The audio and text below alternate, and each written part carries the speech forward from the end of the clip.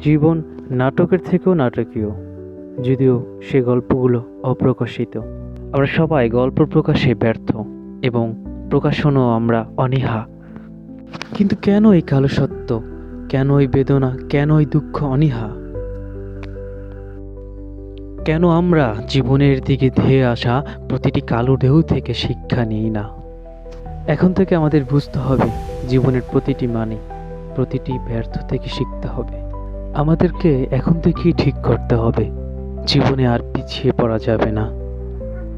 ঠিক করে বুঝতে হবে সমুদ্র বড় নয়, বড় হলো আমাদের ভয়।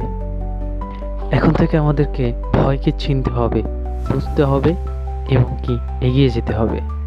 প্রতিটা ভয় থেকে একটা গল্প লুকিয়ে থাকে। তোমারটা কি শুরু হয়েছে সেই গল্প?